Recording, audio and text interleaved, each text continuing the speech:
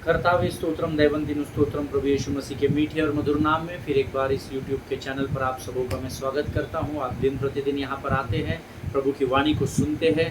मेरा पूरा विश्वास है आप केवल सुनने वालों की भीड़ में नहीं हैं, परंतु आप इन वचनों को समझ कर उस पर चल रहे हैं। हालेलुया। पिछले 3 वर्षों से हम लोग लगातार यहाँ आ रहे हैं। 1000 से अधिक एपिसोड्स हम लोगों ने यहाँ पर कर लिए हैं। अलग अलग विषयों के बारे में हमने सीखा है। मैं प्रभु का धन्यवाद देता हूँ कि पिछले 1000 दिनों से अधिक के समय से परमेश्वर दिन प्रतिदिन मुझे इस YouTube के चैनल पर लेकर आता है। हालेलुया। मैं प्रभु का धन्यवाद देता हूँ उसकी विश्वास योग्यता के लिए।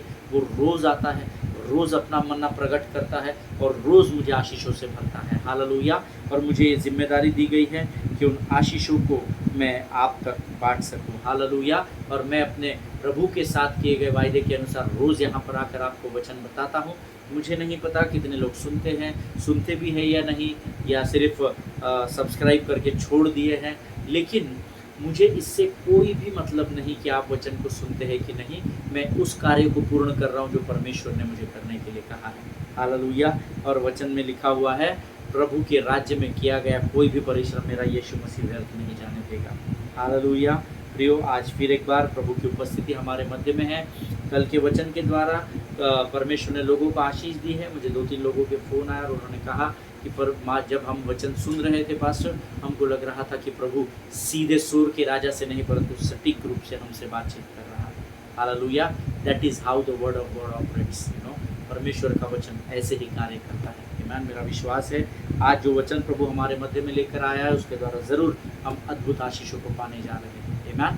प्रियो, इससे पहले कि हम प्रभु की वाणी में बढ़े, क्यों न रोज़ के समान कुछ वचनों को पढ़कर प्रभु की आराधना करें, प्रभु की स्तुति और गुणानुवाद करें। आज हमने पढ़ने के लिए जो वचन चुने हैं वो पाए जाते हैं नीति वचन 27 उसके 1 से लेकर हम 8 वचनों तक पढ़ेंगे। भजन संहिता नीति वचन 27 1 से लेकर 8 वचन। Proverbs chapter 27 and verses 1 to 8 we are going to read.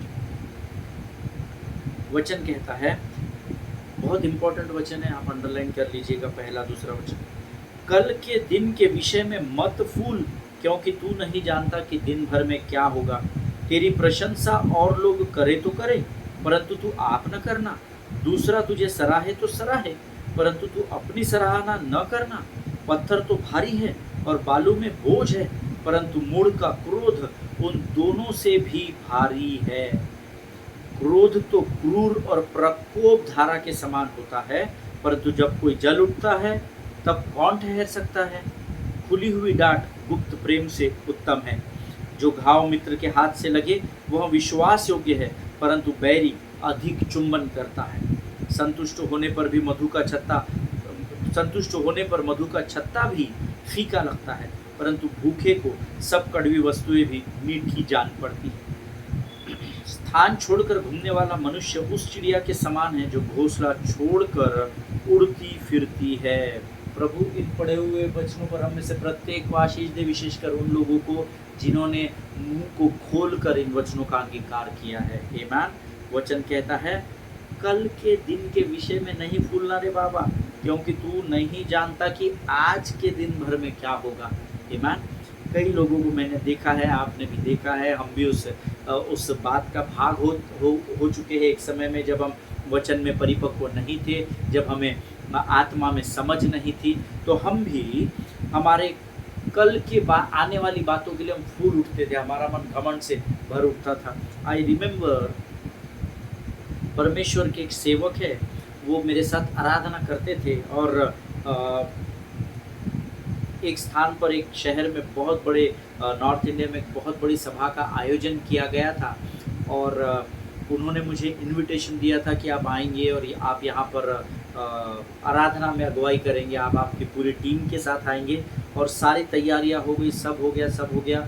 अचानक से उस सभा के 3 दिन पहले किसी का फ़ोन आता है ऑर्गेनाइज़र की टीम में से, कोर कमेटी में से। उन्होंने कहा, अमित भाई आप आपके पूरी टीम के साथ मत आइए, थोड़ा सा प्रोग्राम में स्केड्यूल में चेंज है, हम आपको एज अ स्पेशल सिंगर बुलाना चाहते हैं और ऑलरेडी हमने आपसे पहले किसी को कमिट कर दिया था लेकिन हम भूल गए थे। और उन्होंने मुझे उस वर्शिप लीडर का नाम भी बताया, मेरे बहुत अच्छे मित्र हैं और शायद वो इस समय इस बात को सुन रहे हैं, वो इस बात की गवाही दे सकते हैं। और वो प्रभु में नए-नए वर्शिप में टीम ज्वाइन किए थे और बहुत अच्छे रीति से प्रभु आज भी उनको इस्तेमाल कर रहा है। बहुत सारे गीत लिखे हैं, बड़े आशीषित गीत लिखे हैं। और उनसे जब मैंने बात की कि ब्रदर ऐसा-ऐसा है, मुझे ऑर्गेनाइज़र हाँ, ब्रदर दादा ना कैसा है ना कि वो मुझे ही पहले बोला गया था पर वो भूल गए थे। मैंने उनको रिमाइंडर दिया तो शायद उन्होंने, पर कोई बात नहीं दादा, हम मिलकर आराधना कर लेंगे, बट कहीं न कहीं उस प्रभु के सेवक के मन में मुझे घमंड की बदबू आ रही थी, है ना? I could smell that pride उनके आवाज़ में, उनके लहज़े में, उनके बात करने में, उनके शब्दों के वज़न में कि अरे देखा मुझे बुलाया गया है, तुमको तो ऐसे ही 1-2 गाने गाने के लिए बुलाया है। और मैंने कहा हाँ भाई कोई दिक्कत नहीं, मैं आ जाऊँगा। मैंने अपनी टीम को समझाया, उन्होंने कहा कोई बात नहीं भैया, आप जाइए, हम आपके लिए प्रार्थना करेंगे। एंड जब हम वहाँ पर होटल में चेक इन किए, हम लोग एक ही होटल में रुके हुए थे, दूसरे दिन सभा शुरू होने वाली थी और उन्होंने मुझे फ़ोन किया, अमित भाई आइए, बैंड प्रैक्टिस कर रहा है मेरा, आप भी ज्वाइन कीजिए। और मैं वहाँ पर गया तो एवरी फेस जो वहाँ पर था, उनके चेहरे पर एक अलग ही मुस्कान, एक घमंड की मुस्कान, नम्रता की मुस्कान नहीं थी। और अरे इनको डोमिनेट करके हम लोग आगे बढ़ गए, ऐसा एक एक्सप्रेशन मैंने उनके चेहरे पर देखा। I was praying in my spirit, Lord मुझे सामर्थ्य, मुझे जो भी कार्य यहाँ पर सौंपा जाए, मेरा उनकी तरफ ध्यान ही नहीं था। मैं तो प्रभु स्मित के लगा था, आराधना में लगा हुआ था कि जितना भी समय के लिए तू मुझे इस्तेमाल करे प्रभु, मेरे द्वारा लोग आशीषित हो सके। और हुआ यूँ कि उस रात को, दूसरे दिन सुबह हमको मीटिंग 9 बजे शुरू करनी थी। रात को 2:30 बजे मुझे फ़ोन आया और मैं अपने रूम में सोया हुआ था जस्ट प्रार्थना करके, और ऑर्गेनाइज़र ने कहा कि हम लोग लॉबी में हैं, ब्रदर कुछ बात करनी थी, सॉरी टू डिस्टर्ब यू। मैंने कहा नहीं कोई बात नहीं, मैं अभी जस्ट सोया था, बोलिए। मैं नीचे जब गया तो उन्होंने मुझे कहा कि जो मेरे मित्र थे उनको भयंकर बुखार है एंड ही वॉज हॉस्पिटलाइज्ड इन दिल्ली। उनको हॉस्पिटल में एडमिट कर दिया गया था, इतना अधिक बुखार आ गया था। और उन्होंने मुझे कहा हम आपसे रिक्वेस्ट करते ब्रदर, 3 दिन पूरा आराधना को आप इनकी टीम के साथ कोप अप करके संभाल लेना, या आपके साथ या आपको कोऑपरेट करेंगे, ये म्यूजिशियंस है सारे, और आप आराधना में आप ही अगुवाई करना। I felt very bad because my brother in Christ was not well, उसको बहुत टेम्परेचर था। मैं उतने रात को हॉस्पिटल गया, उसके लिए प्रार्थना की एंड उनको उसको सलाइन लगा हुआ था, उसकी हालत बहुत ख़राब थी, बहुत बदन तप रहा था। And I came back to my hotel और मैंने प्रार्थना किया और मैंने कहा प्रभु तू नियंत्रण ले। एंड नेक्स्ट 2 डेज़ मैं आराधना में अगुवाई कर रहा था। प्रभु का धन्यवाद, उस भाई का आखिरी दिन में डिस्चार्ज हुआ और जब वे वापस आए मुझे गले लगकर बहुत रोए और उन्होंने कहा सॉरी भैया, मैं बहुत ज़्यादा एक्साइटेड था, बहुत घमंड आ गया था मुझ में, शायद इसलिए प्रभु ने। मैंने बोला नहीं ब्रदर, प्रभु कभी भी तकलीफ़ नहीं देता है, ये परमेश्वर की योजना है, कोई बात नहीं। हमारे पास और 2 सेशंस है, मॉर्निंग का बाइबल स्टडी है, शाम का ओपन एयर मीटिंग है, हम फिर एक बार मिलकर प्रभु की। और वो आखिरी दिन जो चिन्ह और चमत्कार प्रभु ने किए वो अद्भुत थे, एकदम मेरे सोचने से भी बहुत अधिक ऊपर प्रभु ने चमत्कार किए थे। आमीन। इसीलिए जब आज मैं सुबह ये वचन पढ़ रहा था कि कल के दिन के विषय में मत भूल, परमेश्वर ने मुझे इस बात को स्मरण दिलाया जो मेरे साथ हुई थी। Never ever do that. मैंने अपने जीवन में कई बार घमंड से मैं भर चुका हूँ और मैं अपने अनुभव से आपको कहता हूँ ये वचन एकदम सत्य है। कल के दिन के विषय में मत भूल, क्योंकि तू नहीं जानता कि कल के दिन भर में क्या होने वाला है। हालेलुया। जिनके सुनने के कान हो वो सुन ले। तेरी प्रशंसा और लोग करे तो करे, परंतु तू आप न करना। दूसरे तुझे सराहे तो सराहे, परंतु तू अपनी सराहना न करना। Very important. तेरी प्रशंसा और लोग करे। आजकल का ट्रेंड क्या है, हम लोगों को हमारी प्रशंसा करने के लिए उकसा रहे हैं। हम पाउट्स बनाकर, अलग अलग मुंह के शेप्स बनाकर हम लोग इंस्टाग्राम, यहाँ वहाँ स्टेटस पर जहाँ देखो वहाँ लोग परमेश्वर से प्रेम करना छोड़ के खुद की ही इतनी तारीफ, इतने अलग अलग पोजेस के फोटोज सी। I am not against that, लेकिन अपने आप को जांचिएगा ज़रूर। क्या आप शैतान के समान परमेश्वर से अधिक अपने आप को सुंदर तो नहीं समझ रहे? परमेश्वर से अधिक हम ऊंचे हैं ऐसा तो नहीं समझने लगे हैं? जाने अनजाने में शत्रु आपसे काम करवा लेता है, क्योंकि वो चालाक है। इस बात को ध्यान में रखिएगा। आमीन। आजकल लोगों को आदत पड़ी है, मेरे फ़ोटोज़ देखे क्या भैया इंस्टाग्राम पे, मेरे वो फ़ोटोज़ देखे क्या यूट्यूब में, मेरे वो फ़ोटोज़ देखे क्या स्टेटस पे, कैसा लग रहा था मैं, कोट कैसा लग रहा था। तेरी प्रशंसा और लोग करे तो करे, तू तू स्वयं नहीं करना नंबर 1, और तू एक्सपेक्ट मत कर। अगर वही प्रशंसा स्वर्ग का परमेश्वर मेरी और आपकी कर देगा तो जय मसीह की हो जाएगी। हालेलुया। वचन very straightly the word of God is saying and I am sure many people who are listening this word, परमेश्वर आपसे बात कर रहा है।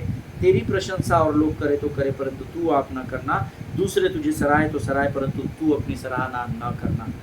पत्थर तो भारी और बालू में बोझ है, परंतु मूढ़ का क्रोध उन दोनों से भी भारी है। हालेलुया। मूढ़ लोगों से बचकर रहना सीखने के विषय में बाइबल यहाँ बताती है, क्योंकि आप उनको कितना भी समझाइए वो मूढ़ है, वो मंद बुद्धि है, उनका कुछ नहीं हो सकता है। सो ऐसे लोगों से सचेत रहना, सावधान रहना। पत्थर भारी है ये सबको पता है, पर कई लोग सोचते हैं सैंड जो होती है, बालू या रेत जो होती है, वो तो बहुत आप रेत को गीला करो, आप खाली रेत का वेट और गीली रेत का वेट करना या बालू का वेट करना, वजन करना। जो बॉक्सिंग का जो वो होता है ना, एक बॉक्सिंग का वो लगाते हैं पंच मशीन या पंच बैग बोलते हैं उसको, उस पर पंचिंग करते हैं, बॉक्सिंग करके अपना बॉक्सिंग हम करते हैं और उसमें पंचिंग होता है, फिर उसको मारते हैं, उसके अंदर बालू होती है, बहुत भारी होता है वो, एक फाइट में हिलता ही नहीं, आपके और मेरे फाइट में तो हिलेगा नहीं। जो बॉक्सर्स होते हैं वो उस पर अक्सर प्रैक्टिस करते हैं। तो बाइबल कहती है वो इतना बोझ से भरी पंच बैग से भी मूर्ख उससे भी भारी होता है। आमीन। सो मूढ़ लोगों से सचेत रहना, सावधान रहना, ऐसा वचन में लिखा है। आमीन। क्रोध तो क्रूर और प्रकोप धारा के समान होता है, परंतु जब कोई जल उठता है तब कौन ठहर सकता है। क्रोध से बचने का हमेशा याद रखिए, क्रोध करो पर पाप मत करो, परंतु अक्सर शत्रु के योजना में हम फंस ही जाते हैं। हम क्रोध जब करते तो मैक्सिमम टाइम हम पाप कर बैठते हैं, क्योंकि क्रोध क्रूरता को लेकर आता है, ऐसा वचन में लिखा है। इससे बचना सीखना पड़ेगा। कैसा? जब क्रोध आता है तो मुख को बंद कर लेना। कितना भी बुरा बोलने की इच्छा हो, कितना भी बुरा करने की इच्छा हो, अपने मुख पर नियंत्रण कर लेना। अगर क्रोध के समय में आपने मुख पर नियंत्रण कर लिया तो आपने परमेश्वर के सामर्थ्य के द्वारा शत्रु पर विजय को प्राप्त कर लिया, समझ लीजिएगा। हालेलुया। आगे वचन कहता है, खुली हुई डांट गुप्त प्रेम से उत्तम है। वेरी इंपॉर्टेंट है ना। अगर आप किसी से प्रेम करते हैं, वो आपको गलत करता दिखता है, आप उसको समझाइए, उसको डांटिए और उसके लिए प्रार्थना करें। नहीं मैं कैसा बोलूँ, मैं तो उससे बहुत प्रेम करता, ना आप उस व्यक्ति को खराब कर देंगे। ईमान। समझाना है आपको, उसको क्रोध नहीं करना है, उसका न्याय नहीं करना है, समझाना है। ईमान। खुली हुई डांट गुप्त प्रेम से उत्तम है। जो घाव मित्र के हाथ से लगे वह विश्वास योग्य है, परंतु बैरी अधिक चुंबन करता है। सचेत रहना, जागते रहना। जो आपका विरोधी होगा ना, वो आपको बड़े प्यार से सहलाएगा, बरगलाएगा, आपको लगेगा इससे अधिक तो मुझे कोई प्रेम ही नहीं करता, मेरे माता पिता मुझे इतना प्रेम नहीं करते जितना मेरा ये दोस्त करता है। और फिर याद रखिएगा, जो आपको बहुत अधिक प्रेम की बातें करेगा वो आपको बहलाने की कोशिश। कितने प्रेम से शत्रु हवा से बात कर रहा था, बड़े प्रेम से मैनिपुलेट कर दिया वचन को, और मस्त बातचीत में कोई भी उल्टी बात उसने नहीं बोली, उल्टी अर्थात ऊंची आवाज़ में हवा से बात नहीं की, वो हवा की ही बातों में हवा को बरगलाता गया। और शत्रु ऐसे ही काम करता है, इसे लिखा है बैरी अधिक चुंबन करता है। जो दिखावा करेगा उस दिखावे में फंसना नहीं है। हालेलुया। बहुत सारे लोग कहते हैं दिखावे पे मत जाना, अपनी समझ का सहारा लेना। आमीन। दिखावे की दुनिया आपको फंसा कर रख देगी, इस पर विचार जरूर करना। आमीन। संतुष्ट होने पर मधु का छत्ता भी फीका लगता है। When you are satisfied, whatever comes to you, you will be happy with it, you know। जब आप संतुष्ट रहेंगे ना, तो जो कुछ भी आपके पास अच्छा आए, थोड़ा आएगा, बहुत आएगा, तो भी आप उसमें संतुष्टि पाए जाएंगे, you know। बट वचन कहता है भूखों को सब कड़वी वस्तुएं भी मीठी ही जान पड़ती है। हालेलुया।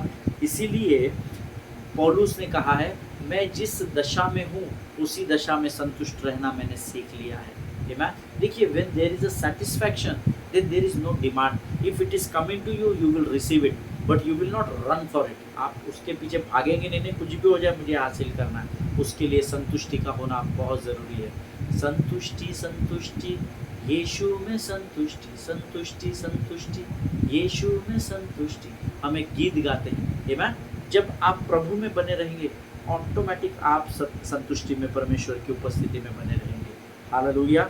आगे वचन कहता है, स्थान छोड़कर घूमने वाला मनुष्य उस चिड़िया के समान है जो घोंसला छोड़कर उड़ती फिरती है। ये वचन पढ़े, बोल्ड अक्षर में अंडरलाइन करना, हाईलाइट करना। ये उन लोगों के लिए जो कभी ये चर्च, कभी वो चर्च, कभी वो चर्च, कभी वो चर्च, किधर भी स्थायी नहीं होते। उनको लगता है ये पास्टर अच्छा नहीं है, दूसरे चर्च जाते हैं, अरे ये वर्शिप लीडर अच्छा नहीं है, अरे यहाँ पास्टर वर्शिप लीडर बहुत अच्छे है, कलीसिया की बहनें अच्छी नहीं है, चौथे चर्च में जाएंगे, अरे नहीं यहाँ के भाई लोग तो हमको कमेटी में लेते ही नहीं है। जो लोग यहाँ से वहाँ उनके विषय में ये वचन लिखा हुआ है, स्थान छोड़कर घूमने वाला मनुष्य उस चिड़िया के समान है जो घोंसला छोड़कर उड़ती फिरती है। Hallelujah. Never leave your church, stand shoulder to shoulder with your pastor. Amen. अपने पासबान के साथ कंधे से कंधा मिलाकर खड़ा रहना, क्योंकि हारून के सर से जो तेल उतरता है वही दाढ़ी से होकर वस्त्रों की छोर तक जाता है। आपके पासबान के जीवन से जो अभिषेक उतरेगा वही आप पर कार्य करेगा, इस बात को याद रखिएगा। हालेलुया। परमेश्वर इन वचनों के द्वारा आपको बड़ी बरकत और बड़ी आशीष दे। प्रभु का धन्यवाद हो। परमेश्वर का वचन कहता है, प्रभु ने कहा है कि परमेश्वर वो महान परमेश्वर है जो धर्मी की हर एक प्रार्थना का उत्तर देता है। आमीन। आज हमने ये इतने सारे वचन पढ़े, मेरा विश्वास है एक भी व्यक्ति को अगर इसमें से एक भी वचन हृदय को छू गया तो परमेश्वर ने आपका बेड़ा पार लगा दिया। हालेलुया।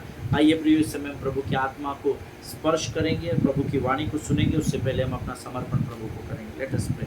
खुदावंद प्रभु यीशु मसीह के मीठे और पवित्र नाम के लिए हम तुझे धन्यवाद देते हैं। राजा, तू राजाओं का राजा, सेनाओं का महान और जीवित परमेश्वर है। तेरी स्तुति करते हैं, तेरी प्रशंसा करते हैं। राजा प्रभु जी, हम प्रार्थना करते हैं आने वाला वचन हम में से हर एक सुनने वाले के लिए आशीष और लाभ का कारण होने पाए। ये वचन केवल हम सुनने न पाए प्रभु, परंतु उसको सुनकर हम इस पर समझकर विचार करके इस पर चलने वाले हो सके। राजा प्रभु सहायता कर और मदद कर। शत्रु की हर एक युक्ति योजनाओं का खंडन यीशु नासरी के नाम से हम अपने जीवन से करते हैं। राजा सारी बातों में महिमा तुझको देते हैं, आगे का संपूर्ण समय तुझे समर्पित करते हैं और इस विनती को तूने स्वीकार किया, ऐसा विश्वास करते अपने आप को यीशु के लहू में डुबोते हुए इस विनती को धन्यवाद के साथ यीशु नासरी के मीठे और पवित्र नाम में मांगते हैं पिता। सुनिए और बड़ी दया से ग्रहण करें। आमीन।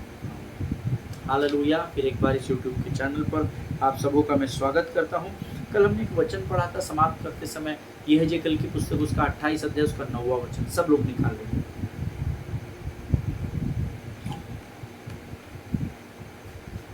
यहेजकेल की किताब उसका 28 अध्याय उसका 9 वचन। और मैं चाहता हूँ सब मिलकर इस वचन को अपने मुख से अंगीकार करके पढ़ेंगे। The book of Ezekiel chapter 28 verse 9। तब क्या तू अपने, यहाँ पर सोर के राजा को स्वर्ग का परमेश्वर यहोवा इस बात को सीधे बता रहा है। आमीन। क्या बता रहा है? तब क्या तू अपने घात करने वाले के सामने कहता रहेगा मैं परमेश्वर हूँ? तू अपने घायल करने वालों के हाथ में ईश्वर नहीं मनुष्य ही ठहरेगा। हालेलुया। जो जैसा है उससे अधिक अपने आप को न समझे, प्रभु ने हमें सिखाया है।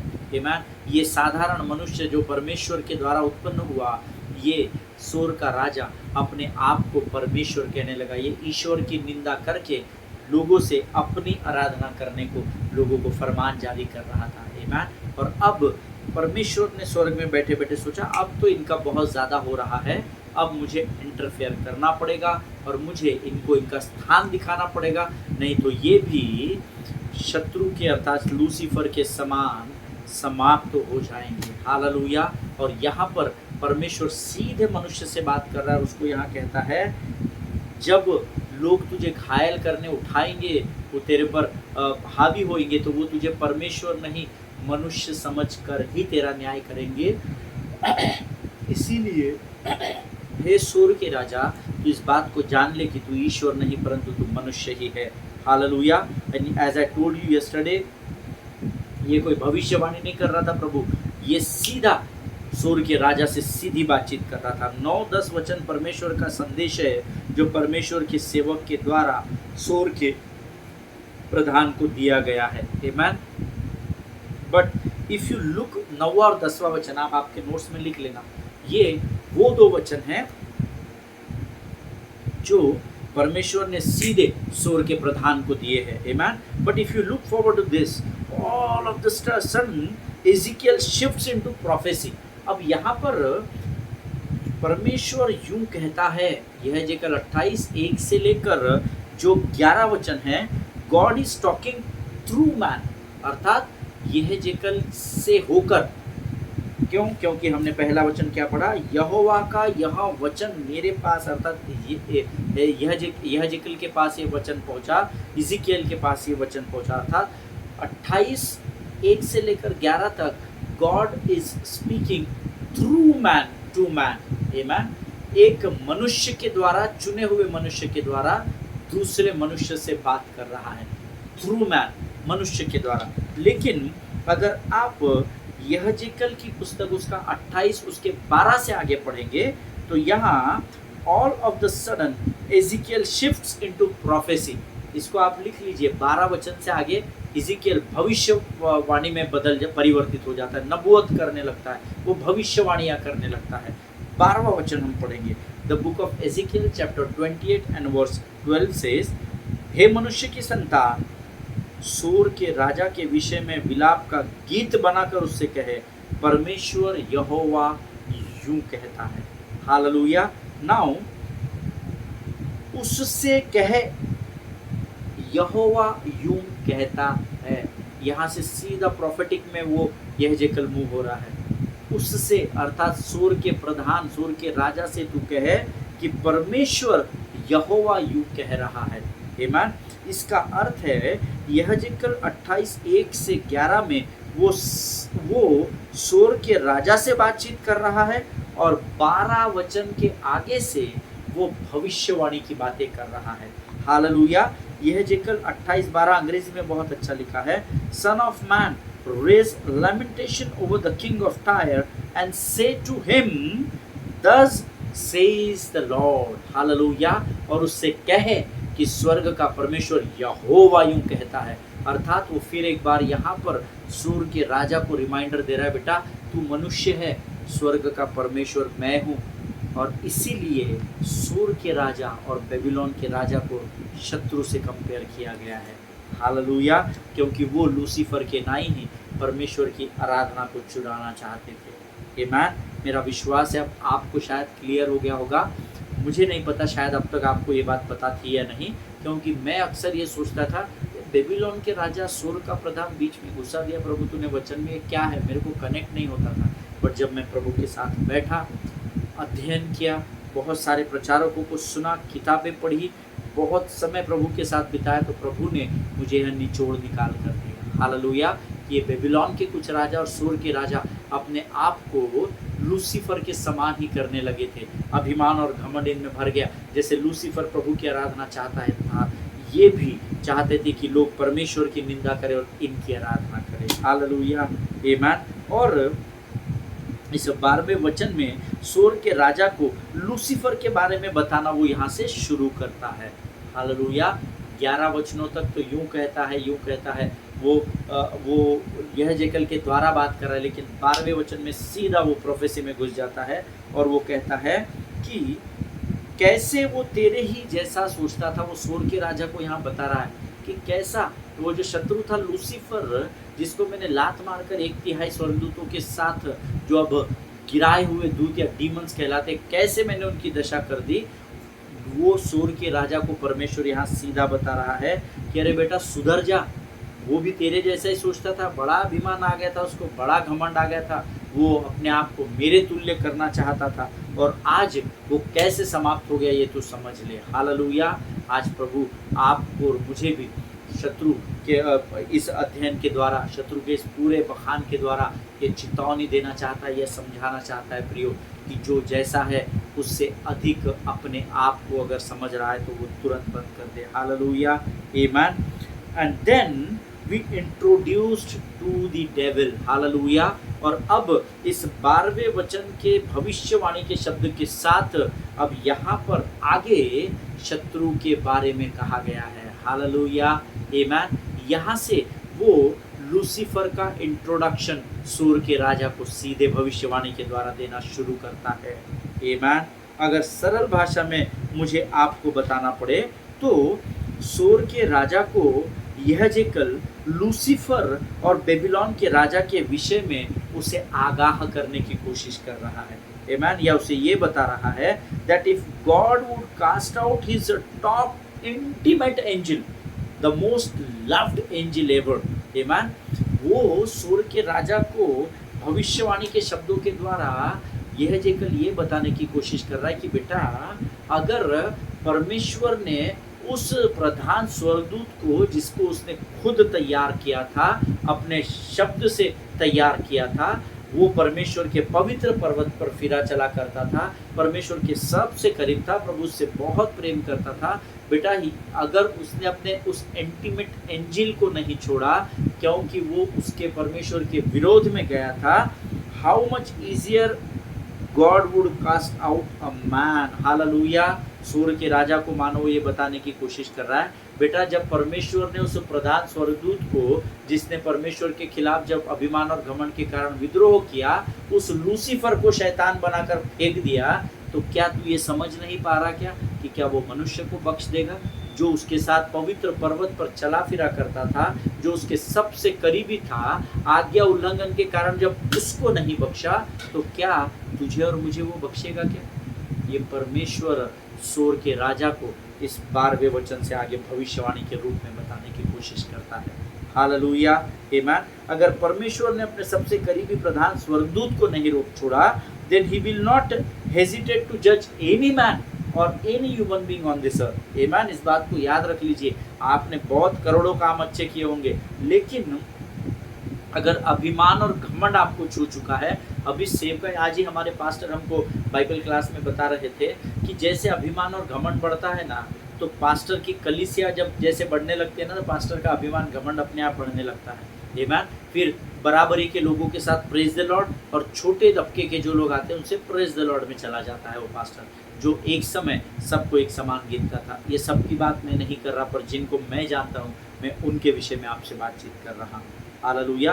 और यहाँ पर सूर के राजा को भविष्यवाणी के रूप में यहेजकेल के द्वारा परमेश्वर सीधे बातचीत करने की कोशिश कर रहा है कि बेटा, सबसे करीबी प्रधान स्वर्गदूत को उसने नहीं छोड़ा, तो क्या वो तुझे और मुझे छोड़ देगा क्या?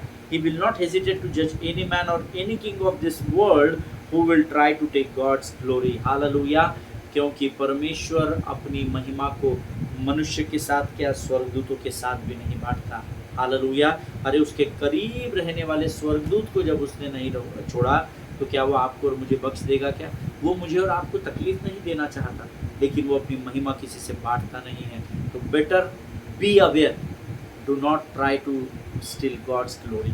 परमेश्वर की महिमा को चुराने की कोशिश न करें। जो परमेश्वर का है वो परमेश्वर को दे। हालेलुया। परमेश्वर इन वचनों के द्वारा आप में से प्रत्येक को आशीष दे। मैं प्रभु का धन्यवाद देता हूँ इस सुंदर समय के लिए। उसने आज इन वचनों के द्वारा हमसे बातचीत की है, और मैं विश्वास करता हूँ प्रियो, परमेश्वर किसी भी मनुष्य का कर्जदार नहीं। ये बहुत डीप वचन है, बहुत गहरे वचन है। मुझे नहीं पता और कितने दिन हम इसको सीखेंगे, पर मैं प्रभु से कल प्रार्थना में पूछ रहा था, प्रभु इतना लंबा लेकर जा रहा है। प्रभु ने कहा बहुत ज़रूरी है, क्योंकि लोग शैतान को बड़े हल्के में ले रहे हैं। वो सोच रहे हैं हाँ शैतान तो यूं ही है। नहीं, तुमको तुम्हारे शत्रु की योजना और रणनीतियों को जानना ज़रूरी है। आमीन। और इसीलिए शायद परमेश्वर बड़ी गहराई में जाकर हमको इन वचनों को सिखा रहा है। हालेलुया। परमेश्वर इन वचनों को समझने में आपकी सहायता और मदद करे। Always remember, if God did not spare that archangel whose name was Lucifer because he was trying to steal God's glory, then make sure he will not hesitate to do the same thing with you and me. Hallelujah। तो वो बिल्कुल भी हिचकिचाएगा नहीं कि वो यही कार्य जो उसने लूसीफर के साथ किया, इस कारण क्योंकि अभिमान और घमंड के द्वारा उसने परमेश्वर की महिमा को चुराने की कोशिश की। अगर आज प्रभु की किए गए कार्यों का आज अगर आप फायदा उठाने की कोशिश कर रहे हैं, तो आपको प्रार्थना की ज़रूरत है। हालेलुया। सारा आदर, सारा मान, सम्मान, गौरव केवल और केवल यीशु नासरी को जाता है। हालेलुया। हम बर्तन हैं प्रियो, अगर हम नहीं, देखिए ये पानी की बोतल है, ये पानी की बोतल को मैं जब खाऊंगा तो मेरी प्यास नहीं बुझेगी, मुझे इसके अंदर के पानी की ज़रूरत है। और जब ये पानी मेरे गले से नीचे उतर जाता है तो मैं तृप्त होता हूँ, और फिर मैं इसको वापस रख देता हूँ। ये बोतल और कोई नहीं, ये आप और मैं हैं, लेकिन जीवन का जल जिससे तृप्त होता है वो केवल और केवल यीशु नासरी है। तो हम पानी का धन्यवाद करते हैं, हम प्रभु का धन्यवाद करते हैं। हालेलुया। परमेश्वर इन बातों के द्वारा आपको बड़ी बरकत और बड़ी आशीष दे। आज हम यहाँ समाप्त करेंगे, कल हम फिर एक बार एक नए विषय की ओर बढ़ेंगे और प्रभु से बातचीत करेंगे। और मेरा विश्वास है परमेश्वर हमसे इन वचनों के द्वारा ज़रूर बातचीत करेगा। आमीन। आइए इस समय हम अपनी आंखों को बंद करें और हम धन्यवाद दें। खुदावन प्रभु यीशु मसीह के मीठे और पवित्र नाम के लिए हम तुझे धन्यवाद देते हैं राजा। प्रभु धन्यवाद देते हैं उन तमाम आशीषों के लिए जो तूने हमसे की वायदे किए हैं राजा, और जो अब तक तूने हमें दी है। प्रभु परमेश्वर पिता, आज के वचनों के द्वारा जो आशीष तूने हमें दी है, ये वचन हमारे जीवन के अंत तक हमारे स्मरण, हमारे विचारों में बने रहे राजा।